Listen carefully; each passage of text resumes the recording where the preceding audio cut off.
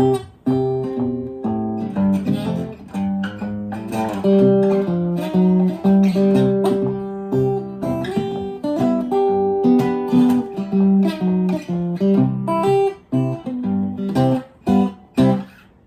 good morning, everyone. You're probably wondering, well, where is that video she puts out at 5? Not on Mondays, don't forget. I kind of take the night off the night before, so here I am again. Now, I got to remind you, tomorrow is the live. Tomorrow is Tuesday here in the United States, so I don't know what it is where you're at. But it's at 6 p.m. California time on Tuesday, and I hope to see you there. We'll open up for questions, and I don't know, we'll come up with some things to talk about. Spend about half an hour, and I hope to see you there. All right, well, today I've got something a little different for you. I'm sitting here with, well, put my coffee down here so you can see. Got my Kickin' Horse coffee. I grind my own. It's good. Put a little hazelnut in there. Oh, my goodness. It's good coffee. Anyways, I have here my 1950 Zenith Epiphone. This thing is from New York, way back in 1950. Anyways, it's a pretty neat little instrument.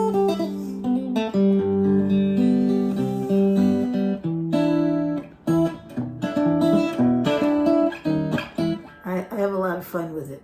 Anyways, I thought I'd use it today to show you something new. Well, it might not be new to you, but we're going to put it together, and I hope that it helps you, and I hope it helps you with your finger picking. And not to mention, to learn a little more about the fingerboard and where to find things. Okay, so it really doesn't matter what level you're at. You can do this. You might have to listen to it a few times, but you can do this if you can learn 3 chord shapes, or actually, they're triads, actually. So, because we're only going to be working today with 3 strings. Strings 1, 2, and 3. We're going to give the thumb a rest today, okay? We're just going to make these 3 fingers that's dedicated, ring fingers dedicated to string 1, middle fingers dedicated to string 2, and the pointer, it's got string 3. That's their job. They'll stick with it. And thumb, you can just sit there and do nothing, okay? Just let it anchor. Sometimes, if I'm not doing anything with my thumb, I'll anchor it on the low E. Anyway, so there's just 3 shapes you have to know, 3 chord shapes, which I hope you know already. And if you don't, I'm going to show them to you, and it's something you need to work at, okay? So the first chord shape is going to be the D chord.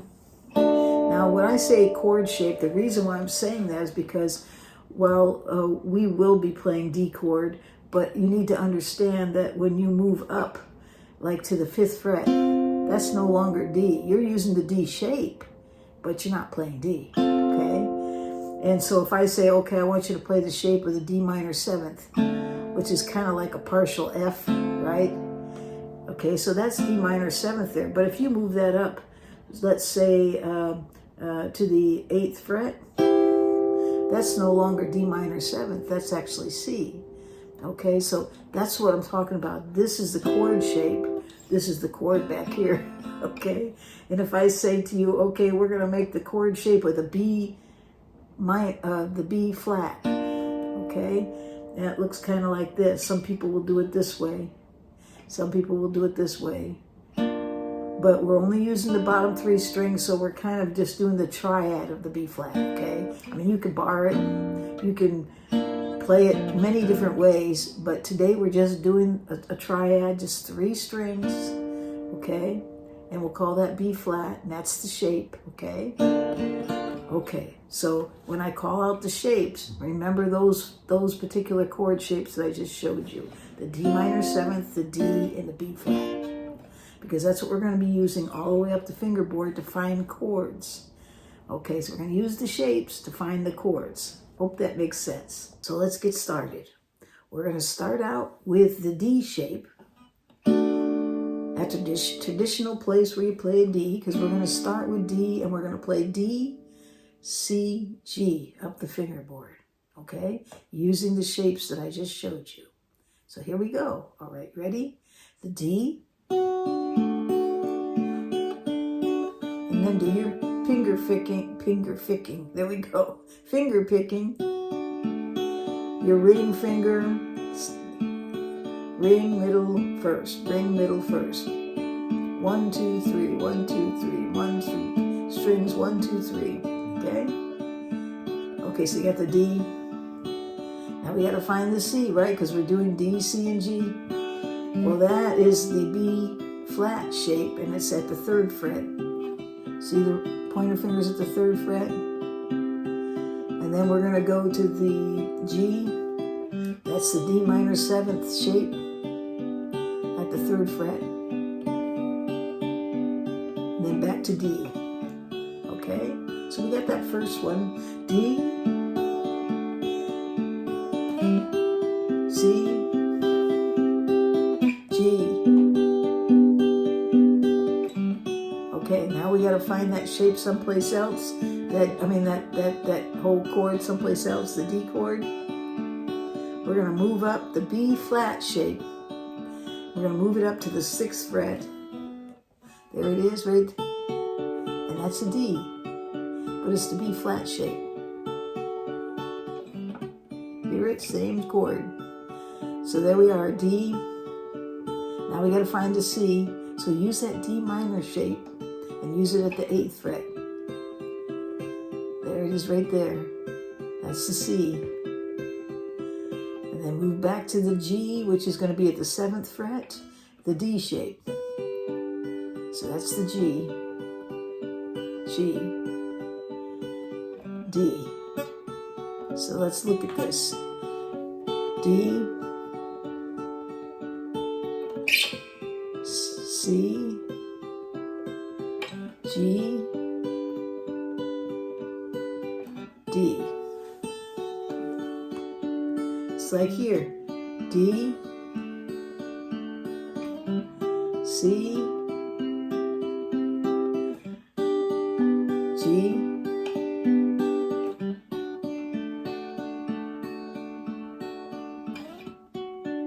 this is the one we just did. Go to the C shape, or the C chord, which is the D minor 7th shape. Go to the G, which is the D shape. Back to the D, which is the B flat shape. Now we got to find one more D, and that's going to be the D minor shape way up here at the 10th fret. Okay? Now we got to find C, and that's going to be on the 12th fret. You're going to make the D shape. There it is. Now we got to find the G.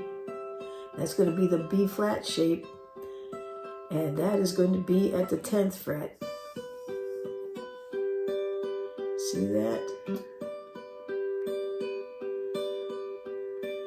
And then we're going to go back to the D, which is the D minor 7th shape at the 10th fret. So let's see what we have. D, C, G, D. Let's move up. D, C, G, D. And we're going to go to the last section. D,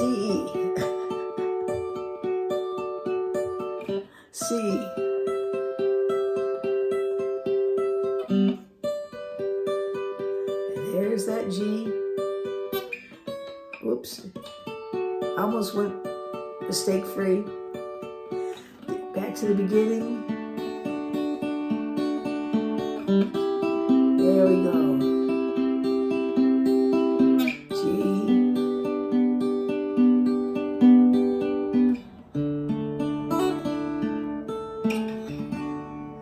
All right.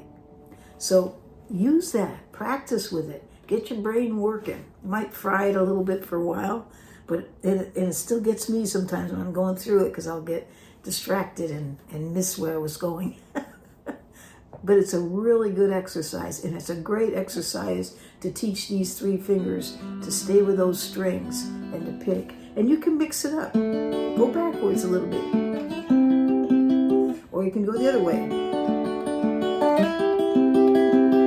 But, you know, play around with it. Enjoy it. And then, you know, move up and go to all 3 sections. Get those down. The reason why is because when you're playing songs, you know, if you know that C is here and C is here,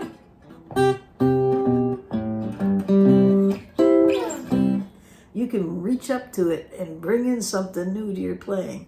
Or if you know the D,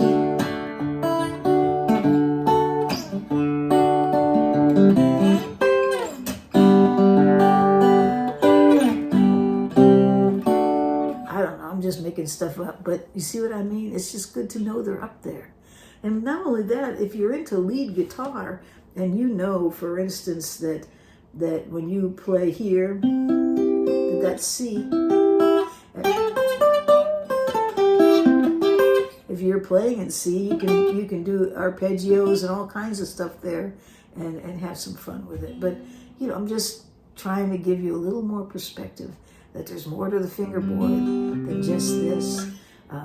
I mean, you can do different things, you know, with capos. You can do things with power chords. There's so much available to you to learn. So I'm just showing you different things you can do.